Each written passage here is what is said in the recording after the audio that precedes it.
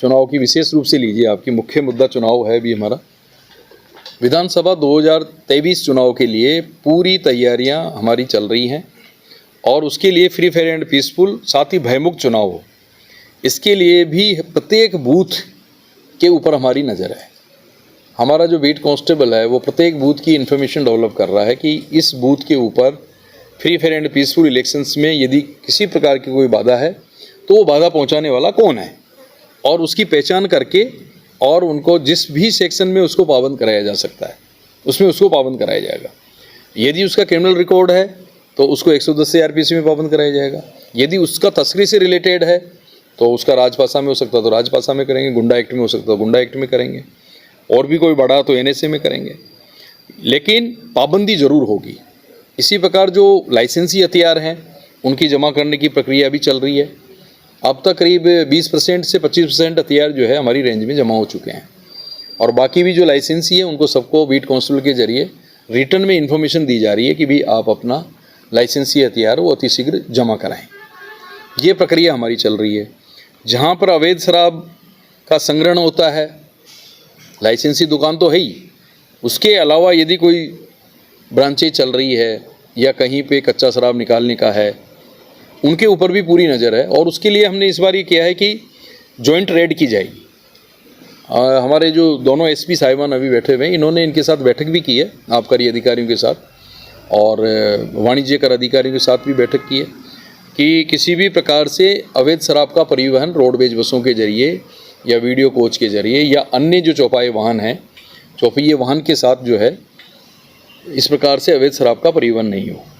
इसी प्रकार मादक पदार्थों का भी परिवहन नहीं हो, बसों के जरिए, ट्रकों के जरिए या अन्य व्हीकल्स के जरिए। तो इसके लिए हमारी जॉइंट टीम्स के लिए भी मतलब मीटिंग हुई है और वो भी संयुक्त रूप से रेड करेंगी, संयुक्त रूप से पेट्रोलिंग करेंगी। जो भारतमाला रोड है उसके ऊपर भी हमारे नाका एक्टिवेट हो गए हैं और उनकी भी प्रॉपरली चेकिंग की जाएगी कि किसी प्रकार से भारतमाला रोड का दुरुपयोग करते हुए कोई तस्करी शराब की, मादक पदार्थों की नहीं होने पाए। जो भी ट्रबल करने वाले लोग हैं उनके लिए कि अगर किसी के पास कोई भी सूचना है वो बेझिझक होकर के और पुलिस प्रशासन को, जिला प्रशासन को देना है। दूसरा हम ये कहना चाहेंगे कि जो वोटिंग परसेंटेज है उसमें सुधार की आवश्यकता है कि महिलाओं का जो वोटिंग परसेंटेज है वो कम है। वो कम क्यों है इसके ऊपर भी परीक्षण किया जा रहा है कि जब उस घर में पुरुष की वोटिंग हो रही है तो महिलाओं की वोटिंग क्यों नहीं हो रही है।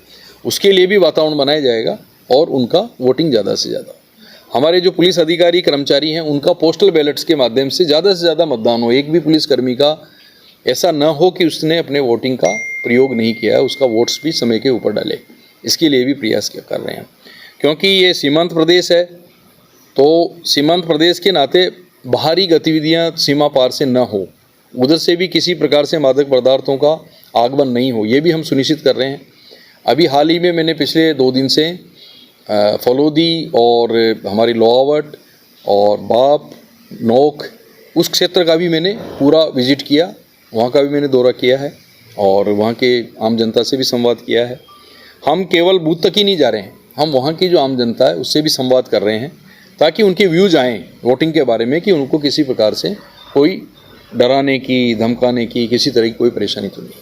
और हमारे सारे अधिकारी ऑन रूट हैं, अभी हमारे DYSPs अपने क्षेत्र में निकल रहे हैं, एडिशनल SPs निकल रहे हैं, इवन मैं स्वयं इसमें टूर पे हूँ, हमारे SP साहिबान टूर पे हैं और रेगुलर मॉनिटरिंग है उच्च स्तर के ऊपर भी।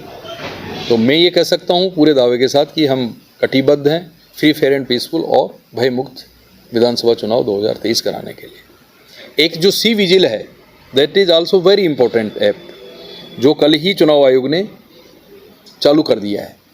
सी विजिल के अंदर अगर किसी भी स्थान के ऊपर मॉडल कोड ऑफ कंडक्ट का उल्लंघन हो रहा है तो वहाँ पे एकदम लाइव उसकी पिक्चर चुनाव आयोग तक जाएगी।